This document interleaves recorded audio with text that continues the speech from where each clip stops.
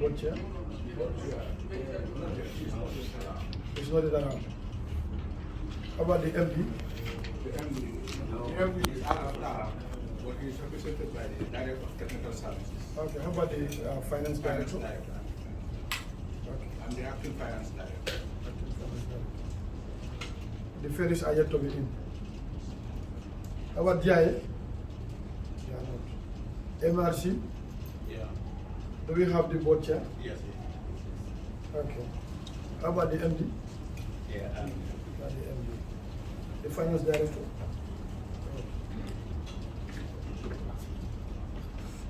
Yes. The board?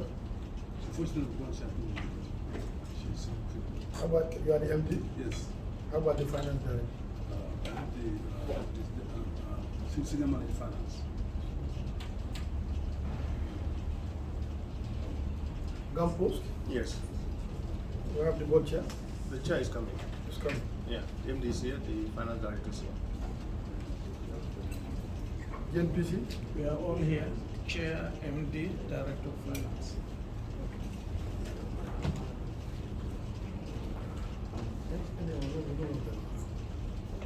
The National Audit Office.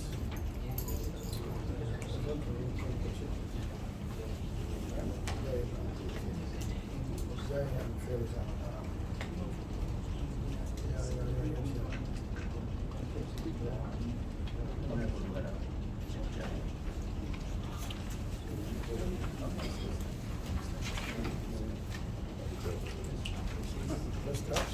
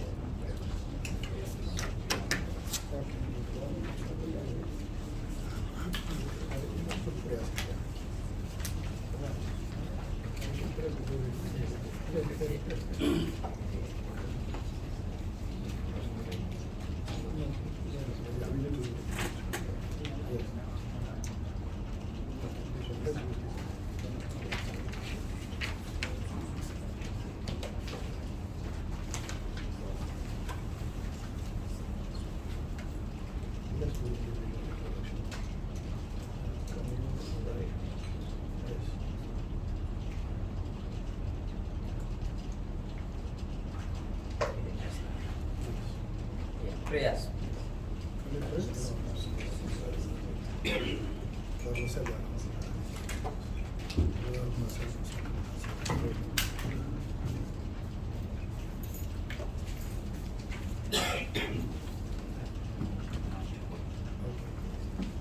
Good morning, Chair. I have to report that the quorum does exist for the Public Enterprises Committee to commence business. Thank you so much, Clerk. It has been reported that a quorum do exist for the Standing Committee on Public Enterprise to commence business. Those in favor, please say aye. Aye. Those not in favor, please say no. The ayes have it.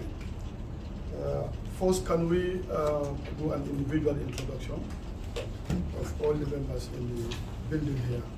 I'll start with my humble self. I'm Honorable Lamin J. Sane, National Assembly Member for Ghana South, the chairperson of the Public Enterprise Committee, the National Assembly of the Ghana. Good morning. I am Honorable Almana Jiwa, National Assembly Member of the Councillor, member of the committee. My name is Sulaiman from Banu Central, member of the committee. Good morning. I'm Honorable Salih Jao Jokan, and member of this committee. Good morning. I am Ibrahim Jao, a clerk of the committee. I am Shehu Morjigo, Chairman, Gambia National Petroleum Corporation, GNPC. Yaya Barrow, Managing Director, Gambia National Petroleum Corporation. I am Francis Mandy, Director of Technical Services, Gambia Post. Mohamed Jabate, acting finance director, GBA. I'm Ali Joe, Finance Director, GNPC. Fode Muhammad Tente, Managing Director, Compost. I am Jamal Sow, Deputy Finance Director, GNPC. I am Ali Joe, Head of Finance, Nala. I am Amitu Fall, the Director of Finance, AMR. Sire Diallo, Chairman, AMR. Ahmed Kemo Cisse, Executive Secretary, Audit. I'm Sumana Sare, Managing Director of AMR.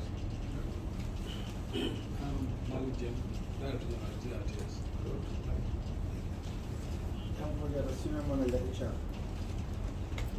Subsection, Head of Finance Campus. Good morning, my name is Bakari S.D. Trawan, accountant, market. Good morning, my name is Mariam from the Division Finance Center of the State. Thank you.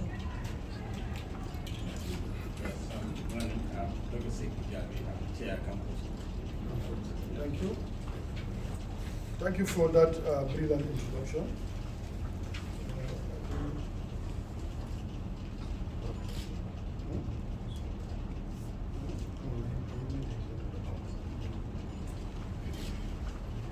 Thank you for the introduction. We can go to the next item on the agenda. First, I want to.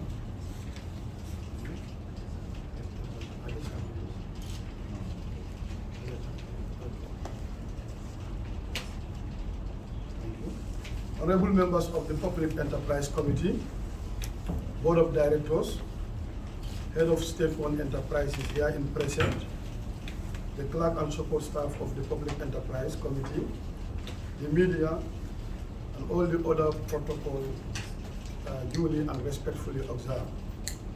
Good morning to you all. It is my honor and privilege as chairperson of Public Enterprise Committee of the 6th Legislature to welcome you all to this maiden briefing session with the committee. Distinguished ladies and gentlemen, the purpose of this briefing is to highlight the new policy direction of the committee in relation to our operation and oversight role over the state-owned enterprises. Establishment, mandate, and terms of reference.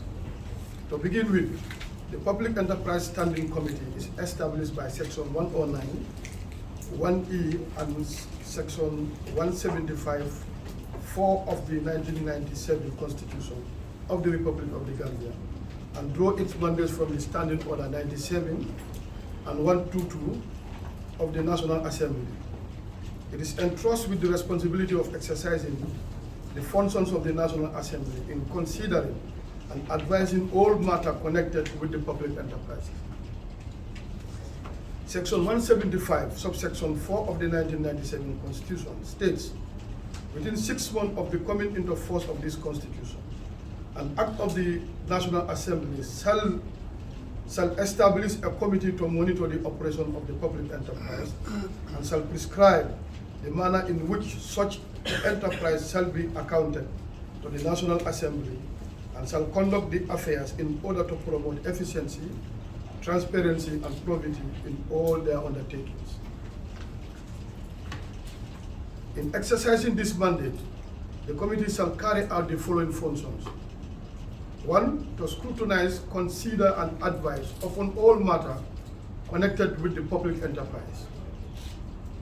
2, to scrutinize, review and consider the audited financial statement, activity reports, and management letter of public enterprise. 3, approve extension of deadline of submission of reports of public enterprises. 4, monitor performance and viability of public enterprise in relation to payment of dividends to government. 5, receive and review bills or acts, strategic plan, and other measures relating to the public enterprise, and advise on improving the text and implementing the mandates. Give periodic and annual report on the state of affairs of public enterprise to the National Assembly. The composition of the committee, the State-Owned Enterprise Committee, we have here as a standing committee. The committee comprises of the following members. 1, myself, Lamin J. Sane, Honorable Lamin J. Sane as the chairperson. The vice chairperson is Honorable Bileji Tuga.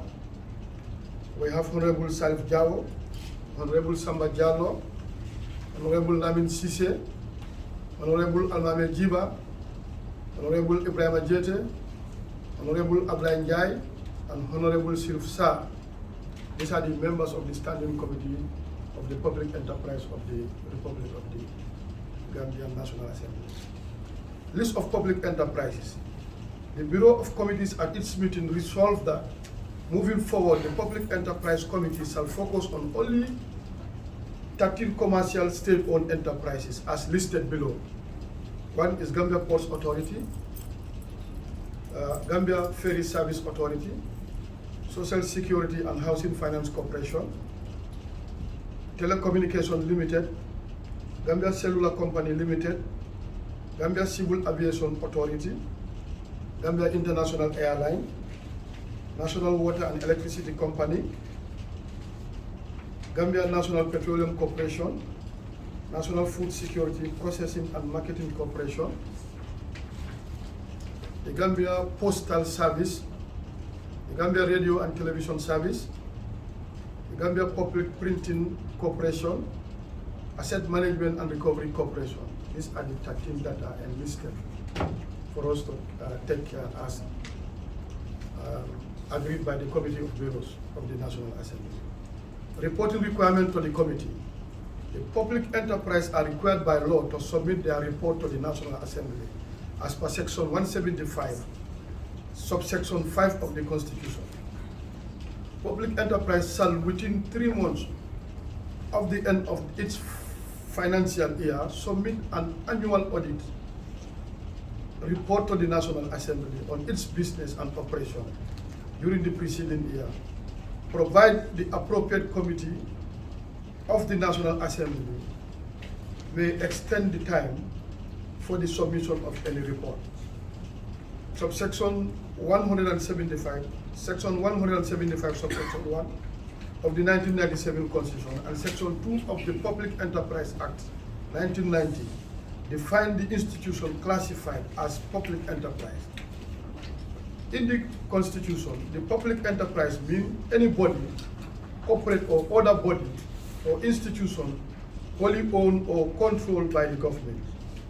In the Public Enterprise Act, public enterprise means a corporation or any company whose equity is wholly owned by the government or partially owned by the government, together with another government institution or wholly owned by the government institution. Section 160, subsection 1 of the 1997 Constitution states, the Auditor General shall at least once in every year audit and report on the public accounts of the Gambia, the accounts of all offices and authorities of the government of the Gambia, the account of the courts, the accounts of the National Assembly, and the accounts of all public enterprise. Subsection 1D adds, within 6 months of the end of the immediate proceedings, financial year to which each of the accounts refer to in paragraph C relates, report to the National Assembly on the account and draw attention to any irregularities in the account audited, to any other matter, which in his or her opinion ought to be brought to the notice of the National Assembly. Hence, the receipt of the timely audited account from the public enterprise is mandatory if the Auditor General is to give timely report on the National Assembly on the state of all the public accounts, including that of the public enterprise. Powers of the committee, the Public Enterprise Committee. The committee has power to call for persons, paper, reports, and records, and invite expert opinion in the process of monitoring, investigation, and general performance of its oversight role. Section 109, subsection 3 indicates that for the purpose of efficiency of forming its functions, each of the committee shall have all the powers, right, and privilege as are vested in the High Court at a trial in respect of enforcing the attendance of witness and examining them on oath, affirmation, or otherwise, compelling the production of documents, and the issue of commission or request to examine witness abroad. Section 110 of the Constitution states, any act or omission which obstruct or impede the National Assembly in the performance of its function, or which obstruct or impede any member or officer of the National Assembly in discharge of his or her duty, or affront the dignity of the National Assembly, shall be a contempt of the National Assembly. And in addition to any liability in respect thereof, under the criminal law, the offender shall be liable to reprimand or admonition by the National Assembly. And if offender is a member of the National Assembly, suspension or expulsion from the National Assembly. Thus, moving forward, the citing procedures of the committee shall be as follows. Engagement with the Public Enterprise Committee take precedence over all other engagement. Thus, once an officer or an institution is summoned to appear before the committee and give excuse for not appearing without a prior authority from the chairperson, he or she or they will be in contempt of the committee and will in consequences be subject to a sanction, the nature of which will be determined by the committee. Before presenting any report or testimony to the committee, all officials shall take a prescribed oath to be administered by the clerk of the committee. Institution or officers shall submit both hard and soft copies of their annual activity report and audited financial statement to the office of the clerk 2 weeks before the date set for scrutiny. Failure to do so will consider to be a contempt of the Assembly and shall call for a reprimand, whose nature will be defined by the committee. At the end of each session, the committee shall prepare a report with recommendation, which shall be laid before the Assembly on public enterprise that presented their account for scrutiny. The committee shall give a timeline for the implementation of the recommendation and shall assume responsibility to monitor the implementation of its recommendation and shall hold institutions accountable for not adhering to its dictates. Expectation from the public enterprises. Section 3 of the Public Enterprise Act stated, the principal objective of every public enterprise shall be to operate as a successful business and to this end to be as profitable and efficient as possible. Operate in accordance with the government objectives for the sector and to be a good employer. Thus, the committee shall monitor closely the activities of the commercial public enterprise, which are designed to be profitable in order to pay tax and dividend to the government, render efficient sectorial service, and generate employment to ensure compliance. Responsibility of Board of Directors. Section 175 of the Subsection 175, Subsection 2 of the Constitution indicates the members of the Board of Directors or other governing body of public enterprise shall be appointed by the President in consultation with the Public Service Commission and shall be selected from amongst persons of integrity, competence, maturity of judgment. A member of the National Assembly, a holder of political office, or an office of a political party shall not be qualified to be appointed to the Board of Directors or other governing body of the public enterprise. According to Section 3 of the Public Enterprise Act, the Board of Public Enterprise shall be accountable to the government in a manner set out in the Act and in the rules of the enterprise. Hence, the Board of the Public Enterprise constitutes its governing authority and it's accountable to the Executive and the National Assembly. The Board should always be present before committee of the National Assembly to give or cause the giving of explanation by its line manager matters concerning the enterprise under their discharge and shall make decision for such enterprise. Working plan of the committee. The committee shall convene its sitting to consider audited accounts and financial statement of public enterprise from 27th June to 29th July 2022.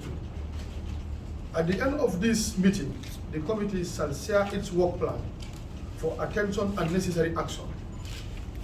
it shall strictly adhere to the dates allocated to public enterprises in order to maximize the limited time allocated for committee operation by the National Assembly. Conclusion. In conclusion, taking cognizance of the indispensability of constitutional and statutory obligation to present timely annual audited account and activity report by all public enterprise, and being convinced that it is only through the availability of such reports that a fair and trust assessment of the strengths and weaknesses of the public enterprise could be determined. On an annual basis, in order to make recommendations requisite for the development as viable institutions capable of making meaningful contributions to the socio-economic development of the country. As a result, the committee has resolved that all pending reports from 2020 to 2021 for these 13 public enterprise should be submitted latest December 2020. I thank you all for your kind attention.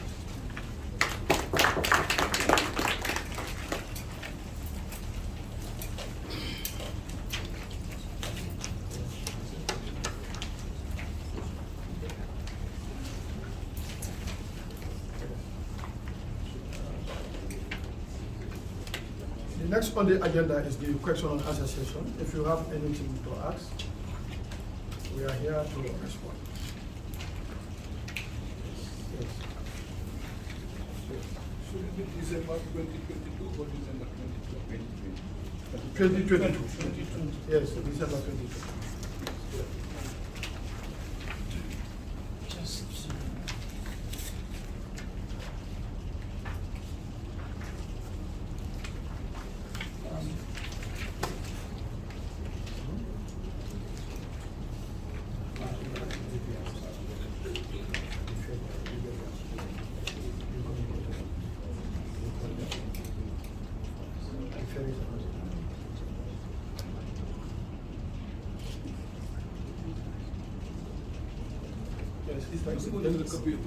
Yes, a copy will be.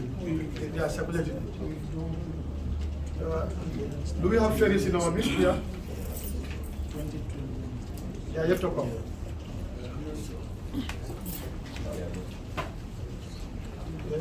Honorable Chair, yes. I just want to find out from my company, which is GMPC, we are supposed to meet the committee on Tuesday, 26th July, for presentation of reports. Which of the reports are we looking at? 2020 and 2021. Okay, both 2020 and 2021. All right, in our own case, the 2021 audit is yet to commence.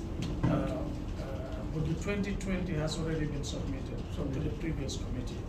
Okay. Yes, yes. But for the 2021, the external auditors are yet to commence. Although we believe it shouldn't take long. I mean, once they start the audit.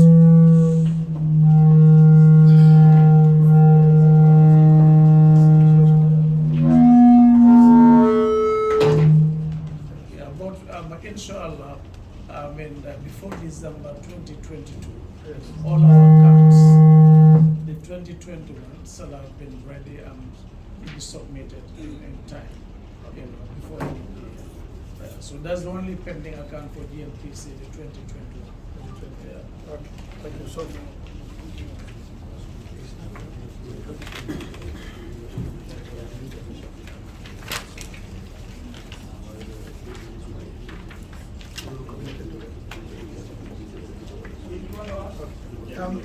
With GNPC, yes, we want to check with in our files if the 2020 is still submitted with us. Yes. We'll look at it and then the clerk will communicate to you whether it's available or not. Yeah, yeah. Then we can request for it. Yes. You mentioned 13 I think the others were sent to more than that. It was my institution, so I assume that if your institution is not mentioned in your report, then they have no control to this process. Yeah, these are the 13 institutions I mentioned already that are under our purview as a standing committee for public enterprise committee. So if the names are, which institution do you belong to? That's for FPAC. Well, the meeting has been cancelled. There is a retreat going on. We even received your letter yesterday at the close of business. So we come in today and No, the issue is that's a different committee. There is FPAC that supposed to have a meeting with you today. But there is.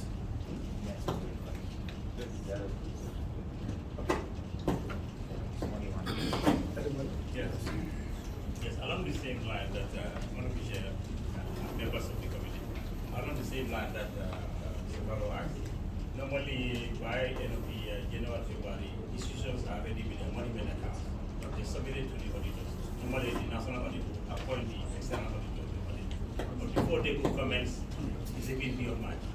So you find it difficult to have the report submitted, already submitted to the National Assembly before end of March. But at the institutional level, they are done with their management accounts waiting for the audit. So these are some of the, because we have very few audit firms on the ground, and if you happen to find yourself within the queue, you normally deal with the studies as well. Okay, but this time the deadline is December 2022. Yes, but in fact, this meeting we have invited the National Office to be around so that this type of issues can be addressed and see how best we can come together and can give a way. Do we have national audit? No, they are not around. I think they should come. Yeah, so that we can direct some of these questions. Why?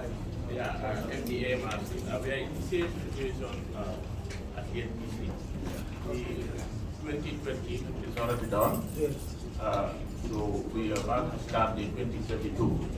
So this timetable here, is it referring to only 2020 or both 2020 and 2021? 2020 and 2021. Yeah. Yeah, it's like if you look at the report, it's there. It's Okay.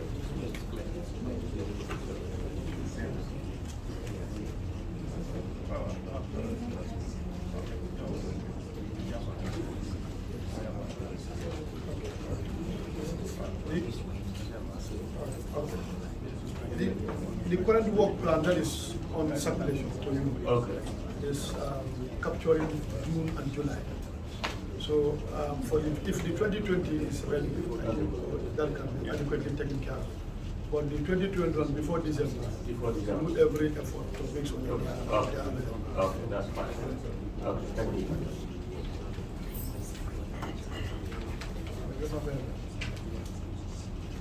Yes, I also want to add it as per some of these account reports.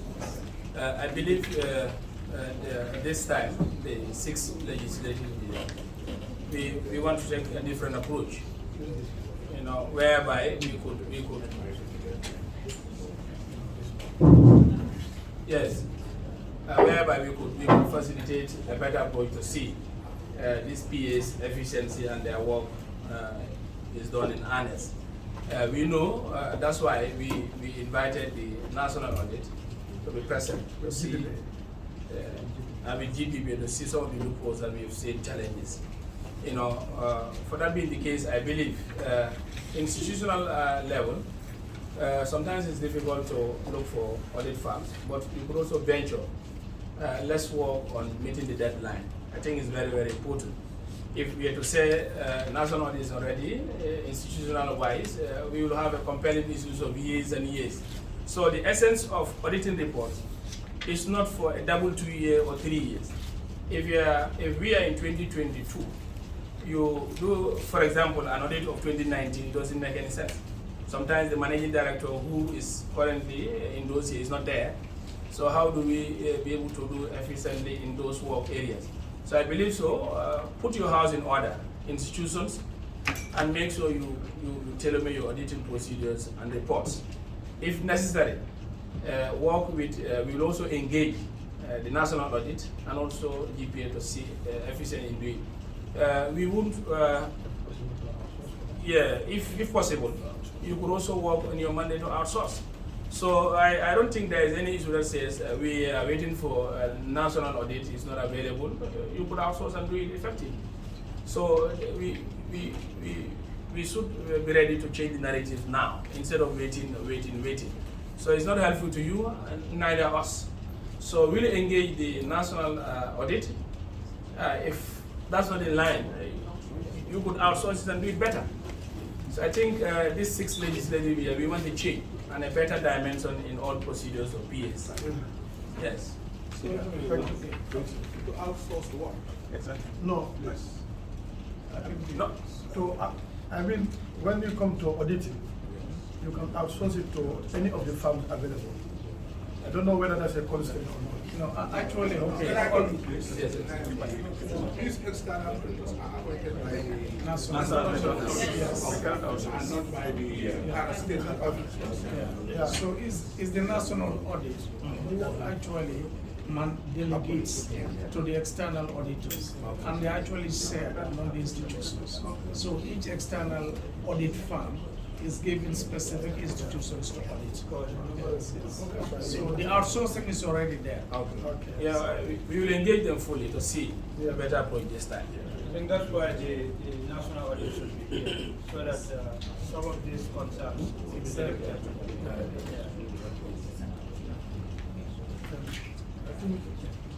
Yes. The point that I have here is just that other colleagues has already highlighted it regarding the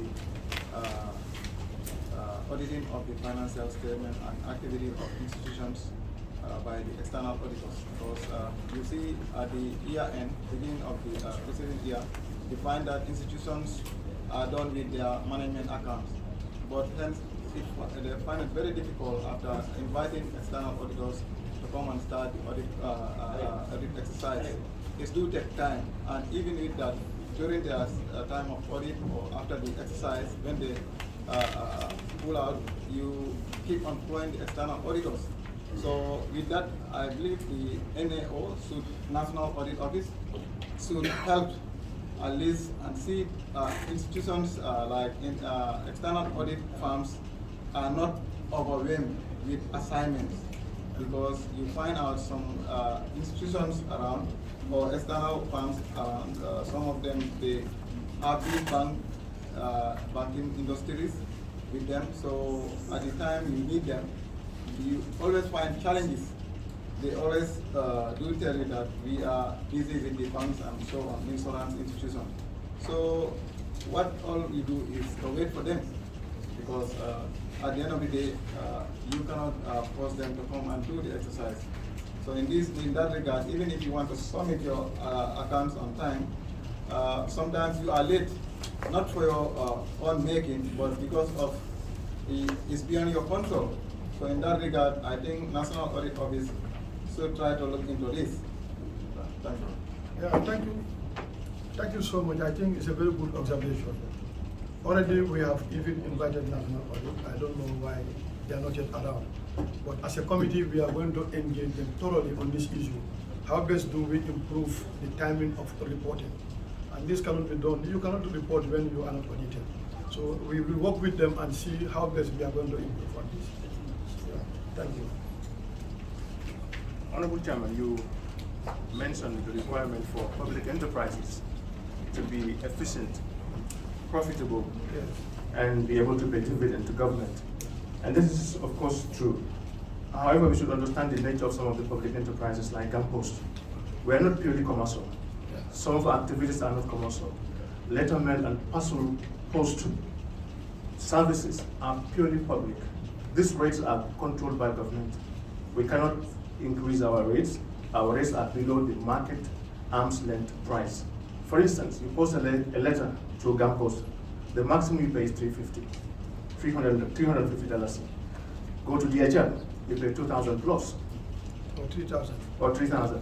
So, and we cannot increase our rates because the rates are controlled by government. These services actually are subsidized from our profitable services. Yes, the financial services business, that is purely commercial. The courier service, that is purely commercial. But these ones are not commercial. And dividends cannot be paid. So what I'm trying to say is, our situation should be considered that we are not purely commercial. Most of our services, like the ones I mentioned, are public services rendered to the public at no profit at all. In fact, they are subsidized from our profitable business units. Thank you.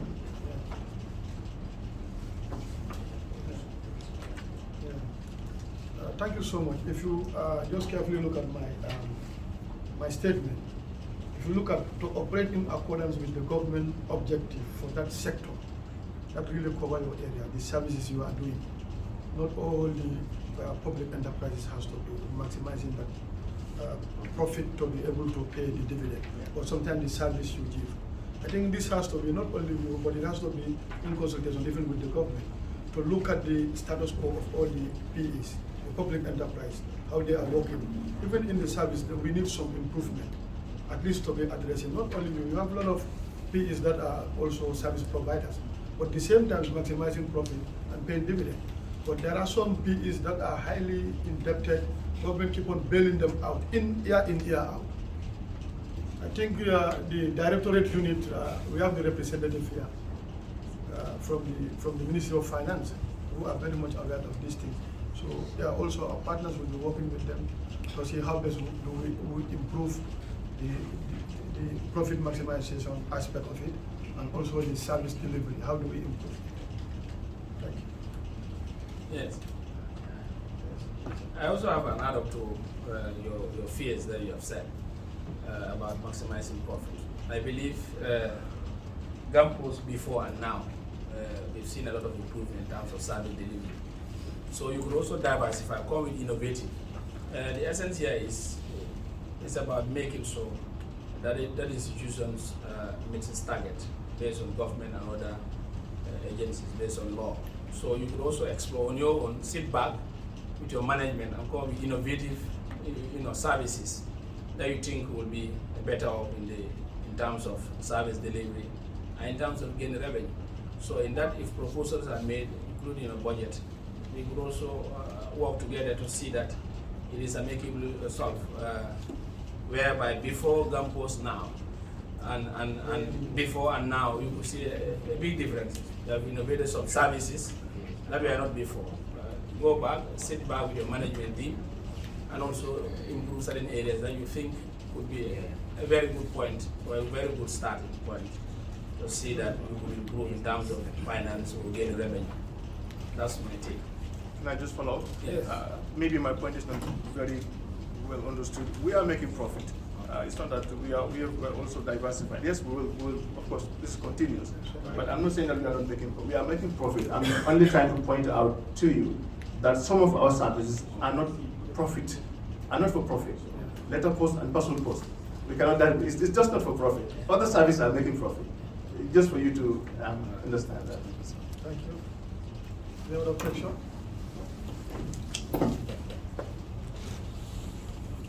Well, Mr. Chair, talking about debts, at the other end of the spectrum is also government owing certain public enterprises a lot of money.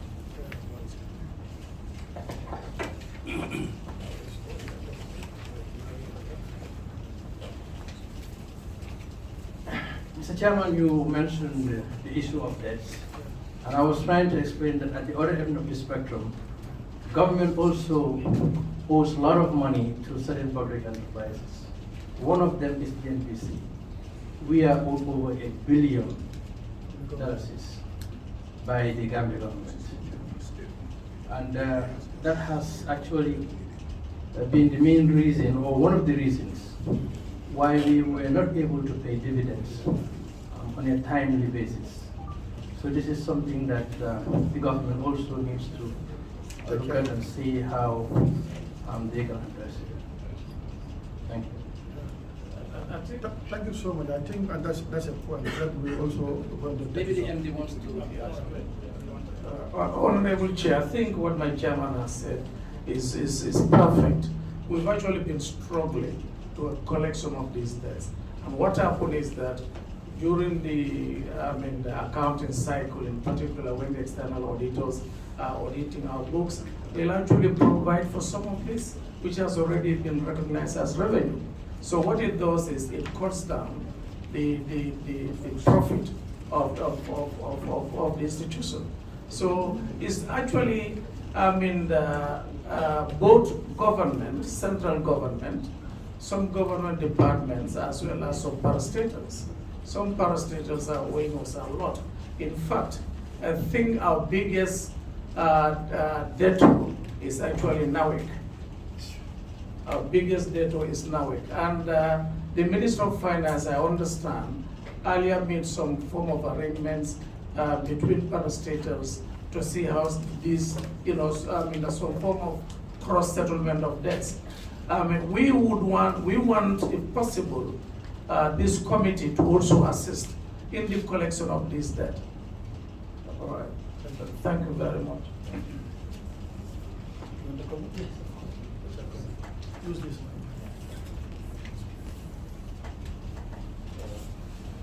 Good morning, everyone. Your name first? Lamin Sise, KOS constituency, also a member of this committee.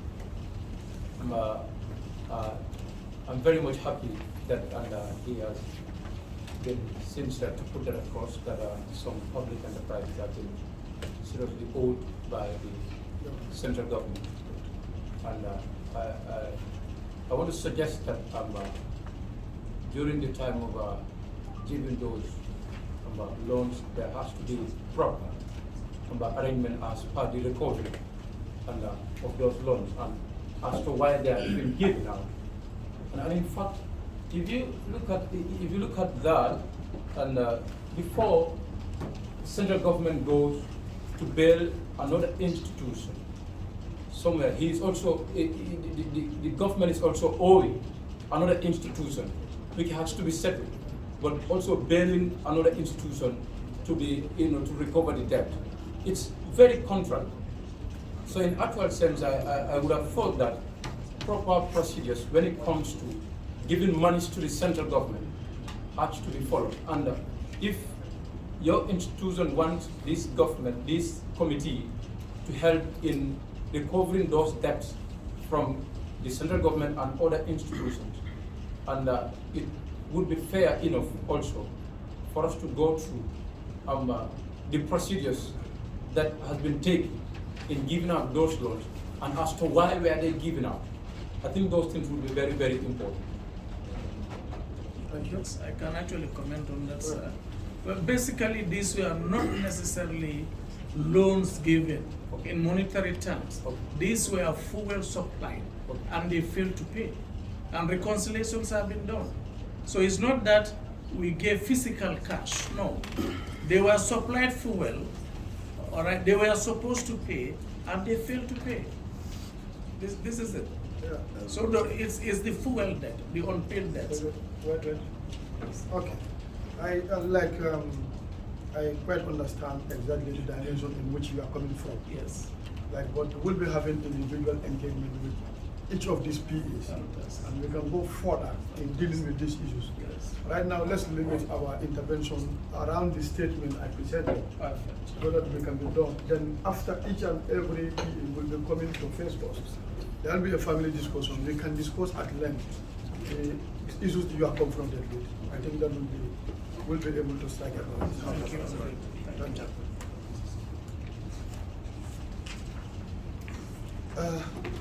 Any other question regarding the statement?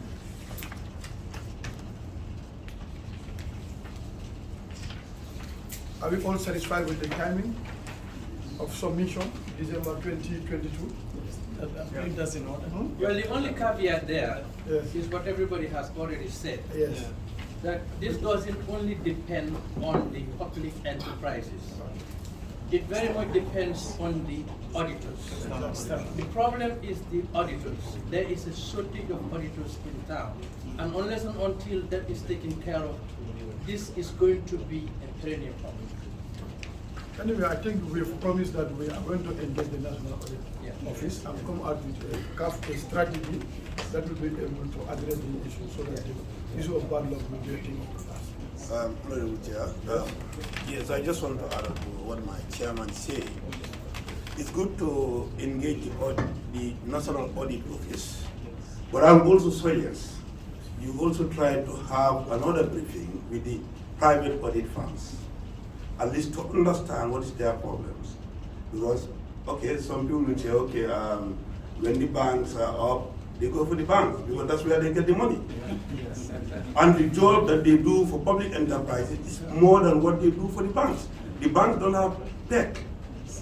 You just present it to the board, it's over. Here you present to the board, you come to the PEC, and in most cases, audit firms are paid peanuts. So they would rather go for where the money is so that they can pay their staff. So what I would suggest, in addition of meeting the national audit, also try to have another session with the private audit firms. At least you see how best you can also address their problems. It's important because it's a competition. We are competing with the private sector, who can give them probably, let's say, $1 million to audit and it's over. You come to public enterprise, they just pay 200, 150, things like that. Under the circumstance, it's business. Even though they are doing it ethically, but obviously that's the competing bit. And I think I would suggest you also try to engage them, bring them on board. In fact, it could be a combined meeting with the national audit and the audit firms together. Then you can also understand their predicament and you work on that as well. That could also help the committee, help all of us as well. Thank you so much. I think that's a very good suggestion. Yes.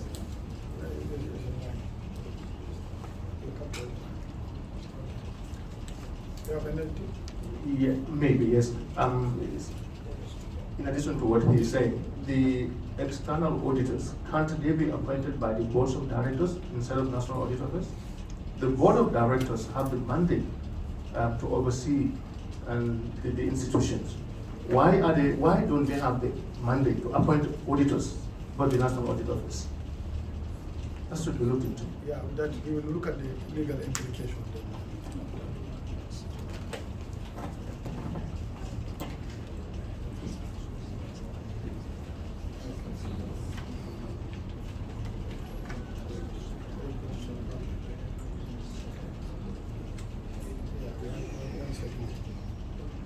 Like I think it is the role of the Auditor General, and if you look at my statement, the constitutional provision is there.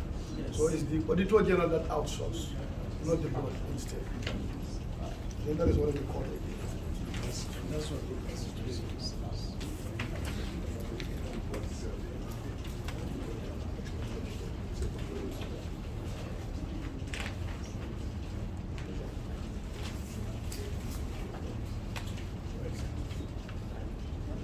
Section 160, subsection 1C, stated that the Auditor General, at least once in every year, audit and report to the public account of the Gambia.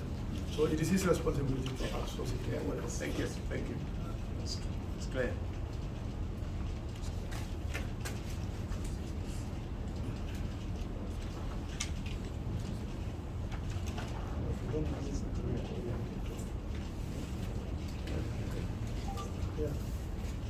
If we have, if we don't have any other issue, we can bring this meeting to an end.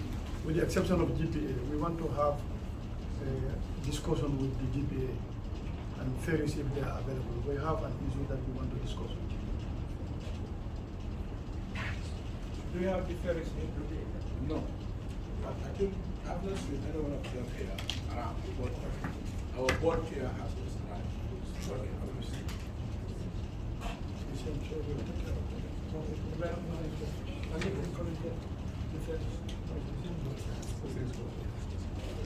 Yes, I have a random question to all PAs here.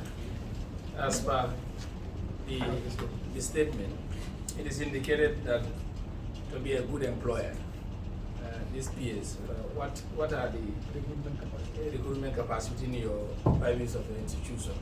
Because we all know that these are public-owned enterprises. What challenges or what expectation do we foresee in your institutions in terms of that area, be a good employer? Any of the PAs? Sorry, I don't clearly get exactly what you mean. You mean the capacity? Do we have adequate capacity? Is that what you ask? Yeah, in terms of employment. Recruitment capacity. when you say recruitment capacity, it means whether there is room for us to take in people. I think that depends on the strategy of the institution. If the institution, has specific strategies that requires growth, it will actually require intake of people, with those people possessing those skills. So basically, we don't just employ people because we are a public entity for the sake of actually employing them.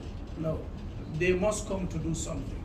That thing which they must come to do must exist. It has to be created, and it has to be created for the institution to grow. For example, in our own case, GNPC, we're actually trying to expand the market. We're actually trying to go into other products. So basically, when we get those new products, it will actually require people with those skills. So we'll take on board people with the requisite skills to actually deal with or sell those products. Yes, for us, in our own case, there is capacity for us to expand. And in the process of that expansion, we'll take on board some new staff.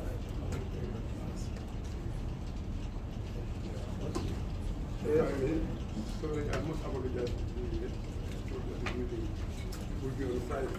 Anyway, I am Babu Baskar, the chair of UPA. Recruitment is a serious problem because skills are changing. All these industries are evolving, and you have staff without the capacity in terms of readiness and investment for them to upgrade their skills to catch up with the changes in the industry.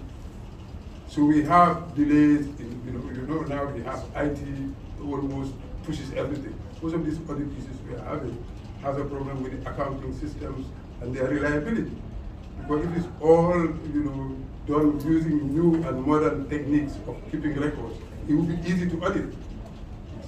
Those are some of the challenges we have in terms of recruiting people able, because you have to have people ready to move in the organization. You don't plan and then start recruiting people that are not yet trained. So you sometimes have a skills gap. You have equipment that you cannot use, so it's an investment that's underutilized. So I think we should be looking at that in terms of actually human resource development is to train the people, making them ready for the challenges ahead, rather than finding yourself in a situation where you are not able to cope. Technologies that you cannot use, machines that when you talk to port, you realize those problems, where you have machinery that you cannot operate. Because the machine came before the kids, people had the skills to operate. And in economic terms, that's a loss. So I think those are some of the things that we have to look at holistically. I think it runs across the board. Thank you.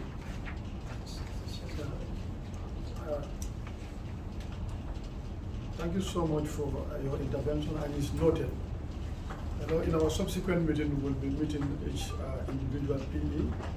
Then we can discuss at length with regards to PE specific. But as far as this issue is concerned, I think we are now putting this meeting to an end, if we are in agreement.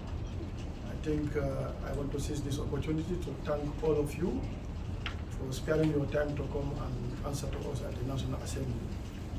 We are partners in development, and I believe this committee is another side of you, two sides of the same coin, completely inseparable. We have to work together and see how can we better and improve the status quo of the PEs, which is our core mandate. Whether we like it or not, after the 5 years, we are going to be subject to renewal. So what is incumbent upon us as a committee is to write a positive legacy for generation to generation unborn to emulate, which is very, very important. And I know you are also struggling. We want to live up to expectation by performing as expected. But sometimes if we don't come together and help one another, we might not discover those bottlenecks, and that aspect will not be felt. So we'll invite the National Audit Office, we'll invite the GPPA, and we'll discuss with this, and also the Directorate, which are very, very important, and almost all our engagement will be dealing with them to see how best we better improve these PAs in terms of advocacy, in terms of legislation. So on that note, I want to, any member from the committee to move the motion, we adjourn till tomorrow.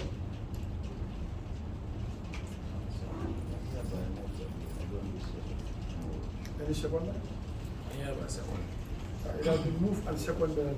The session is adjourned till tomorrow, 10 a.m. prompt. Those in favor, please say aye. Those not in favor, please say no. The ayes have it. So the meeting has been adjourned now till tomorrow. We'll be inviting another set of PEs that will be coming.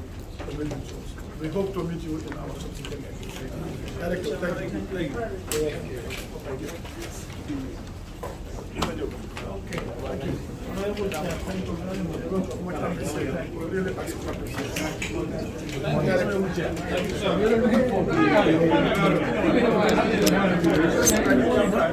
Thank you.